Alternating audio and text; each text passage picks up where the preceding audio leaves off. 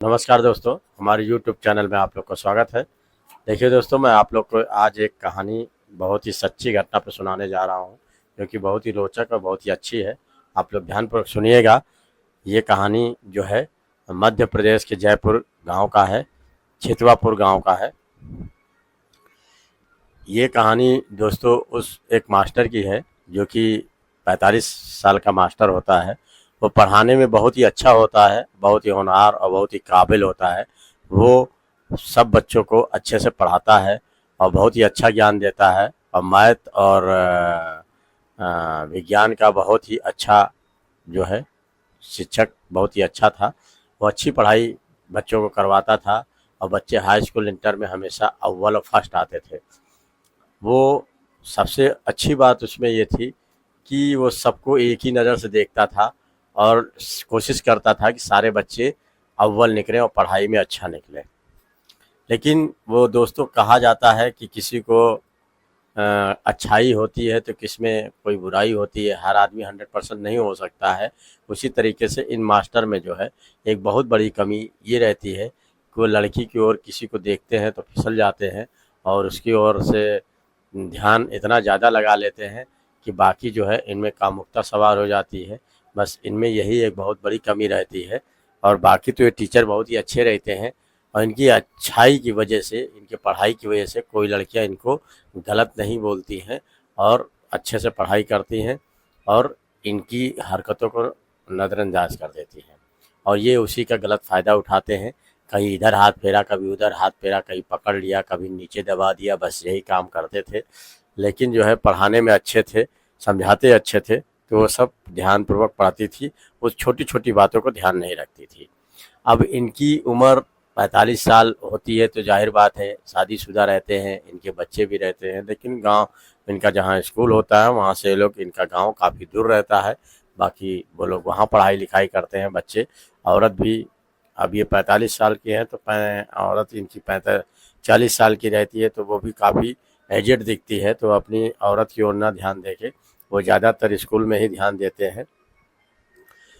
ये वहाँ पे स्कूल में पढ़ा रहे होते हैं, तभी वहाँ पे एक लड़की पहुँचती है जिसका नाम खुशबू होता है।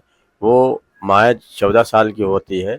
उसे पता चलता है कि यहाँ कोई टीचर हैं जो कि बच्चों को पढ़ा देते हैं, तो हाई स्कूल इंटर में अव्वल आते हैं और फर्स्ट डिवीज़न में आते हैं और मेरिट में आते हैं।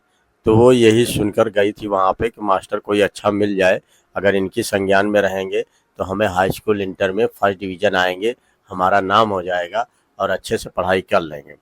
तो वो इनकी ट्यूशन क्लास में नाम लिखवाने के लिए आती है, कहती है कि सर जी मुझे भी दाखिला दे दीजिए, मैं आपके क्लास में पढ़ना चाहती हूँ। मैंने सुना है कि आप जिसकी ओर आपकी ये दया शक्ति हो जाती है और जिसको आप पढ़ाते हैं अच्छे से, वो हमेशा फर्स्ट और अव्वल आता है। तो आप मेरी ओर भी कृपा करिए और मुझे मेरा एडमिशन कर लीजिए और मुझे भी पढ़ाई अच्छे से करवा दीजिए कि मैं भी हाई स्कूल और इंटर में फर्स्ट आ जाऊँ। तो इस पे वो उसको देखते हैं और ऊपर से नीचे देखते ही रह जाते हैं कि इतनी खूबसूरत, इतनी गठीली, इतनी बढ़िया लड़की ये कैसे यहाँ पे आ गई। ये तो बहुत ही अच्छी लड़की है। उसके बाल और आँख और गाल देख के उनका जी खुश हो जाता है। वो कहते हैं ठीक है, आपको मैं दाखिला दे दे रहा हूँ, कल से आप आइए और पढ़ाई करिए। कल से क्यों, आज ही से पढ़ाई करिए, बाकी कल कल से आइएगा, आज देख तो लीजिए मैं कैसा पढ़ाता हूँ। ये बात पे वो लड़की कहती है, नहीं मास्टर जी, ऐसा नहीं है, मुझे पूरा यकीन है कि आप अच्छा ही पढ़ाते होंगे, मैं कल से आती हूँ। इससे दोस्तों वो लड़की जो है खुशबू रोज़ पढ़ने इनके यहाँ आया करती थी और ये उससे बहुत ही ध्यानपूर्वक देखते रहते थे और कुछ बोलते नहीं थे और उनसे जैसे लगता था कि प्यार भरी आंखों से देखा करते थे। तो इससे जो है खुशबू जो है वो सोचा करती थी कि कहीं ऐसा ना हो मास्टर जी मेरे साथ कुछ गलत करें। तो वो हमेशा अपनी बात में उलझाए रहती थी, मास्टर साहब ये बताइए, मास्टर साहब वो बताइए। मास्टर साहब बोलते बोलते फिर एक तरफ कभी बदन पे हाथ रख देते, कहीं सर पे हाथ रख देते, कहीं गालों पे हाथ रखते, कहीं नितंबों पे हाथ रख देते थे। इससे ये गुस्सा नहीं होती थी। धीरे धीरे मास्टर साहब ये बताइए, तो वो बहुत ही खुश रहती थी। मास्टर साहब उसको पढ़ाते थे। फिर मास्टर साहब एक दिन उससे कहे कि देखो खुशबू, ऐसा है तुमको जो है पढ़ाई एक्स्ट्रा करानी पड़ेगी, क्योंकि सबको जो है 2 घंटे पढ़ाता हूँ, तुमको 2.5 घंटे 3 घंटे पढ़ाना पड़ेगा, क्योंकि तुमको अगले सेमेस्टर से तुम्हारा जो है एग्ज़ाम आने वाला है और तुमको पढ़ाई करवानी पड़ेगी, तभी तुम फर्स्ट आओगी, नहीं तो सब बच्चों की तरह तुम भी पीछे रह जाओगी। तो इससे वो कहती है ठीक है मास्टर साहब, मैं थोड़ा ज़्यादा पढ़ लूँगी और मुझे थोड़ा एक्स्ट्रा पढ़ा दिया करिएगा। वो क्या करते हैं, सबको पढ़ाते हैं, पढ़ाने के बाद जो है इनको रोक लेते हैं, कहते हैं ठीक है आप आधा 1 घंटा ज़्यादा पढ़ा करिए, और उसको पढ़ाते रहते हैं। रोज़ पढ़ाते पढ़ाते जो है कुछ दिन बीतते हैं, फिर वो कहते क्या है कि ऐसा है खुशबू कि तुम जो है पढ़ने में अब धीरे धीरे तेज हो गई हो, अब मुझे यकीन है कि हाई स्कूल इंटर में तुम फर्स्ट ही आओगी, अव्वल नंबर से ही आओगी।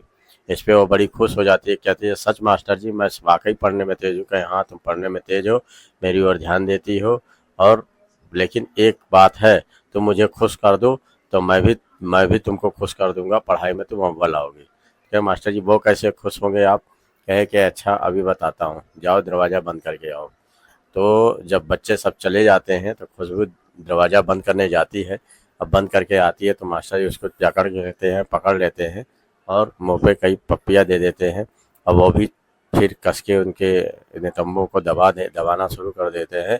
इससे जो है खुशबू भी मज़ा आने लगता है, वो भी कुछ बोलती नहीं है। धीरे धीरे वो दोनों में और शारीरिक आकर्षण बढ़ जाता है, और बढ़ने के बाद जो है वो दोनों हम बिस्तरी करते हैं, और करने के बाद मास्टर साहब कहते हैं मज़ा आ गया, देखा खुशबू, इसी तरीके से अगर तुम हमें खुश रखोगी तो मैं तुमको जो है मालामाल कर दूंगा, तुमको पैसे से माल कर दूंगा, तुमको जो है पढ़ाई में अव्वल करा दूंगा, तुम्हारा नाम हो जाएगा, तुम बहुत ही अच्छी हो। इस पर से खुशबू बड़ी खुश होती है, कहती है मास्टर साहब ऐसा करिए कि आप मुझे 3,000 रुपये दे दीजिए, मुझे आज कुछ शॉपिंग करनी है, कुछ सामान खरीदना है, कुछ ड्रेस लानी है। तो मास्टर साहब कहते हैं ये लो 5,000 रुपया, जाओ शॉपिंग करो, ड्रेसिंग खरीदो, और कुछ भी करना हो खरीदो, ठीक है, और पैसे की चिंता मत करना, कम पड़े तो और बताता रहो, मैं तुम्हें पैसे और भिजवा दूंगा। इस बात पे खुशबू बड़ी खुश रहती है, वो रोज़ खरीदारी करती है, उसको कभी महसूस ही नहीं होता है कि मैं गरीब घर की लड़की हूँ। वो पैसे से पूरी खरीदारी करती है और खुश रहती है। मास्टर साहब इसका जो है जब भी पैसा होता है, पूरी इनको 45-50 हज़ार की तनख्वाह मिलती है, अब वो पूरा पैसा उस लड़की के ऊपर उठाया करते हैं, और अपने घर वालों को मात्र 2,000-3,000 रुपये भिजवाते हैं, और कहते हैं मेरी मास्टरी की ज़्यादा चली नहीं रही है, ज़्यादा लड़के ही नहीं आ रहे हैं, तो इसमें धंधा मंदा है, इस वजह से अब आप इसी में गुजर बसर करो। तो उनकी वाइफ सोचने लगते हैं कि हो सकता है कि ज़्यादा इनके पास लड़के ना हो, इसी वजह से ये कह रहे हैं, और इधर तो इनको खूब तनख्वाह मिलती है, इधर ट्यूशन से भी पढ़ा लेते हैं, लेकिन पूरा पैसा ही खुशबू पर निछावर करते रहते हैं। एक दिन खुशबू से कहते हैं देखो खुशबू, ऐसा करो कि मुझसे शादी करोगी? तो खुशबू कहती है कि हाँ मास्टर साहब शादी करूँगी, लेकिन मेरी उम्र अभी उतनी नहीं हुई है, मेरी उम्र मात्र 14 साल है, आप कहाँ 45 साल के हैं, और दूसरी बात है कि मेरी शादी आपसे संभव कैसे है? तो कहते हैं कि अरे तुमको देख के कोई कहेगा 14 साल की हो, तुम पूरा 24 साल की लगती हो, और मैं तुम्हारा मार्कशीट बनवा दूंगा और उसी से तुम्हारी उम्र दिखा दूंगा कि तुम पूरी बालिग हो, और हम लोग शादी कर लेंगे, तुम्हें कोई दिक्कत नहीं होगा। अच्छा बताओ, शारीरिक संबंध में कोई दिक्कत होती है? कहीं आने जाने में कोई दिक्कत होती है? सारा सामान खरीदने में कोई दिक्कत होती है? कहती है नहीं। तो कहता इसी तरह तुम्हारी ज़िंदगी बन जाएगी, कभी भी कोई पैसे की ज़रूरत पड़े, किसी चीज़ की ज़रूरत तो मैं हूँ ना। और गरीबी बहुत ख़राब चीज़ होती है। देखो अगर तुम किसी गरीब के यहाँ जाओगी तो हमेशा पैसे के लिए रोती रहोगी, बिलखती रहोगी, और ऐसे तुमको पैसा है तो सब है, और मुझसे शादी करोगी तो जो पैसा मेरे पास हो तुम्हारा ही तो है, मैं कितना खा लूँगा, बुढ़ा आदमी 10,000 5,000 15,000 यही तो खा लूँगा, बाकी मैं 50-60 हज़ार पाता हूँ, सब मैं तुम्हारे ऊपर लगा दूँगा, और तुम परेशान ना हो, तुमको अव्वल फर्स्ट डिवीज़न दिला के तुम्हारा नाम भी रोशन करवा दूँगा। तो ये खुशबू सुन के जो है उसे बड़ी खुशी होती है। वो कहती है ठीक है मास्टर साहब, मैं शादी कर लूँगी, लेकिन हमें कुछ सोचने का वक्त दीजिए। तो मास्टर साहब कहते हैं ठीक है कोई बात नहीं, आप सोचो समझो, मैं ये नहीं कहता हूँ कि आज ही तुम शादी कर लो, वैसे भी हम लोग शारीरिक सुख तो ले ही ले रहे हैं, तो शादी तो एक नाम मात्र का है, बाकी तो मज़ा तुम भी ले रहे हो, मज़ा मैं भी ले रहा हूँ, इसमें कोई दिक्कत थोड़ी है। तो इस पे जो है खुशबू कहते हैं हाँ मास्टर जी ये बात तो सही है। और ये खुशबू जो है अब पढ़ाई में उसका कम मन लगता है, हम बिस्तरी करने में उसका ज़्यादा मन लगता है, वो दौड़ दौड़ कर आती है, मास्टर से लिपट जाती है, चूमने चाटने लगती है, उसका यही काम रहता है। और फिर वो उस पूरा मज़ा ज़िंदगी का लेती है और पूरे पैसे भी खर्चा करती है, किसी चीज़ की कमी नहीं रहती है। फिर एक दिन दोस्तों उसको एक लड़का उसे मिलता है, विजय नाम का। वो विजय लड़का जो है वो इसकी उम्र का रहता है, वो मात्र 2 साल बड़ा रहता है और ये उससे बहुत प्यार करने लगती है और उसकी तरफ आकर्षित होती है। और ये जो पैसा जब मास्टर साहब इसको देते हैं तो ये उससे कहती है कि जितना भी पैसा तुम्हें चाहिए विजय, मैं देने के लिए तैयार हूँ। चलो हम लोग घूमने चलते हैं, सैर सपाटा करते हैं, मौज मस्ती करते हैं, पैसे की कोई कमी नहीं है विजय। तो विजय भी उस पैसे को उड़ाता खाता है और उसे मज़ा आने लगता है, कहता है कि हाँ वाकई पैसा है तो सब कुछ है, मैं भी गरीबी के परिवार से बिलोंग करता हूँ, लेकिन तुम्हारे पास इतना पैसा है जिसका जवाब नहीं। वो दोनों मौज मस्ती करते हैं। मौज मस्ती करते हुए मास्टर जी के दिमाग में आता है कि ये आखिर मेरे यहाँ आना क्यों छोड़ दी, 3-4 दिन से ये जाती नहीं है खुशबू। तो उसके दिमाग में यही पनपने लगता है, कहीं ऐसा तो ये कोई दूसरा साथी ढूंढ ली हो, इसी चक्कर से मेरे पास नहीं आती है। क्योंकि जो है पूरी महीने की तनख्वाह तो मैं इसको अब की बार दे दिया हूँ, तो अब ये जल्दी मेरे पास आएगी ही नहीं। तो वो ये बात दिमाग लगाते हैं, तभी उसको एक दिन दिख जाती है खुशबू विजय के साथ जाते हुए। उनके दिमाग में यही बात आ जाती है कि आखिर ये यही विजय लड़का है जिसकी वजह से मुझे छोड़ दी है और मेरे पास आती नहीं है। तो उसके दिमाग में बहुत ही मलाल रहता है। फिर एक दिन वो उसके घर खुशबू के पहुंच जाते हैं और कहते हैं कि देखो ये अब खुशबू आ नहीं रही है। उनके माता पिता से कहते हैं कि देखो खुशबू आ नहीं रही है, क्या बात है। तो मास्टर साहब जब बताते हैं उनके माँ बाप को, तो माँ बाप कहते हैं नहीं ऐसी बात तो नहीं है, हम लोग जाने कि खुशबू की पढ़ाई हो ख़त्म हो गई है, इस चक्कर से नहीं जा रही है। कहीं नहीं भाई, अगले महीने इसका एग्ज़ाम है, आ नहीं रही, कल से आप इसको भेजिएगा। अब यही बात सुन के खुशबू जो है सोचने लगती है, ये तो मेरे मम्मी पापा से कह दिए, अब तो मेरे मम्मी पापा मुझे पिटाई करेंगे। तो वो डर के मारे जो है रोज़ जाने लगती है और मास्टर जी फिर उससे मज़ा लेने लगते हैं, पूरे शारीरिक सुख लेने लगते हैं, उसको देने लगते हैं। लेकिन उससे कहते हैं कि मुझसे शादी करोगी, तो वो कहती है कि शादी करोगी मास्टर साहब, लेकिन अभी टाइम नहीं है, अभी उम्र मेरी बहुत कम है, मैं जब 18-19 साल की हो जाऊंगी तब शादी करूंगी। इस पर से मास्टर साहब कहते हैं नहीं ऐसी बात नहीं है।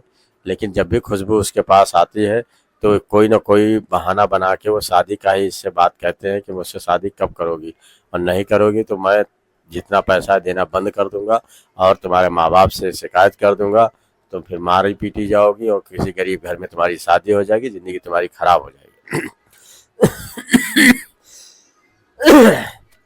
ये बात सुन के उसे बहुत गुस्सा आता है और वो विजय से ये बात बताती है कि मास्टर साहब मेरे तो शादी के पीछे ही पड़ गए हैं, लगता है मुझे उनसे ही शादी करनी पड़ेगी। जैसे विजय कहता है नहीं, तुमने मेरे साथ जीने कसमे के वादे किया है तो तुम उसके साथ शादी कर सकती हो, वैसे बुढ़े आदमी के साथ पैसा तो आता है चला जाता है, लेकिन इसकी भरपाई ये बुढ़ा थोड़ी कर पाएगा। तुम कहाँ मैं कहाँ बुढ़ा। तो वो सोचने लगती है हाँ कि बात तो सही है, ये कहाँ बाका जवान, अब वो कहाँ बुढ़ा, कुछ दिन में उसकी उम्र बेकार हो जाएगी, मैं किसके पास जाऊंगी। तो ये सोचने लगती है, कहती है विजय ऐसे तो वो मानेगा नहीं बुढ़ा, ऐसा करते हैं कि उसको रास्ते से हटाना पड़ेगा, जब तक वो बुढ़ा हटेगा नहीं हम लोग का रास्ता के कांटा बना रहेगा। तो इस पर विजय भी तैयार हो जाता है, कहता है ठीक है किसी दिन उसको बुलाओ और मुझे बुला लेना, बस हम लोग कोई प्लानिंग करते हैं। वो दोनों प्लानिंग दोस्तों करते हैं कि इसको किसी तरीके से रास्ते से मास्टर साहब को हटा दिया जाए। और मास्टर साहब भी को ये जानकारी नहीं रहती है कि इतना बड़ा कांड ये छोटी सी लड़की मेरे साथ रचेगी। एक दिन खुशबू कहती है मास्टर साहब आप आ जाइए मेरे पास और हम लोग जो है दोनों शादी की बात करते हैं और जल्दी शादी की तैयारी कर लेते हैं। तो ये बात सुन के गोपाल मास्टर साहब उसके यहाँ चले जाते हैं और वो क्या करती है कि एक गिलास पानी लाती है, उसमें थोड़ा सा जहर मिला के उनको पिला देती है दूध में मिला के, और मास्टर साहब वहीं पे तुरंत दम तोड़ देते हैं। और ये क्या करती है कि समझती है शायद मास्टर साहब अभी मरे नहीं हैं, गले में फंदे डाल के विजय और ये दोनों घसीटते हैं और उसके बाद वो मर जाता है। मरने के बाद उसे फांसी पर लटका देते हैं। लटकाते हैं तो कुछ दिन जैसे ही दूसरे दिन कुछ बच्चे पढ़ने जाते हैं तो पता चलता है कि मास्टर साहब जो है का दरवाज़ा बंद है। वो झरोखे से देखते हैं तो मास्टर साहब लटके रहते हैं पंखे से। तो वो कहते हैं कि पुलिस को फ़ोन करते हैं, पुलिस आती है, पंखे से उतारती है और पूछती है इधर उधर कि ये आखिर कैसे माजरा हुआ। तो बाद में इनको पता चलता है कि इनको कोई लड़की से प्यार है और वो उसी के साथ घूमते फिरते, हो सकता है वो लड़की 2 दिन से आ नहीं रही, हो सकता है उसी का काम हो। इस बात पे पुलिस वाले उस लड़की के घर जाते हैं और पता लगाते हैं और पूछते हैं सख्ती से, आखिर तुमने मास्टर साहब का कत्ल क्यों किया। तो वो बताने लगती है कि मास्टर साहब मेरे ऊपर ज़बरदस्ती का प्रेशर डालते हैं कि मुझसे शादी करने के लिए दबाव बना रहे थे, इसी वजह से मुझे गुस्सा आया और मैंने और विजय ने दोनों ने इनके जहर मिला के इनको मार दिया। मारने के बाद फांसी पे लटका दिया, ऊपर पंखे से टांग दिया। तो ये बात सुनकर पुलिस वाले जो है धारा इनका दर्ज करते हैं और एक पुलिस के एक रिपोर्ट दर्ज करते हैं और उसको जो है जेल में डाल देते हैं दोनों को, और दोनों जेल चले जाते हैं। लेकिन दोस्तों मैं ये आपसे कहना चाहता हूँ कि अगर वो लड़की चाहती तो उसकी मात्र उम्र 14 साल थी, अगर वो कह देती कि मास्टर साहब मेरे साथ ज़बरदस्ती करते हैं और मुझसे शादी करने के लिए कहते हैं, तो वो तो ऐसे ही फंस जाते हैं, क्योंकि 14 साल की उम्र और कहाँ 45 साल की उम्र, और वो भी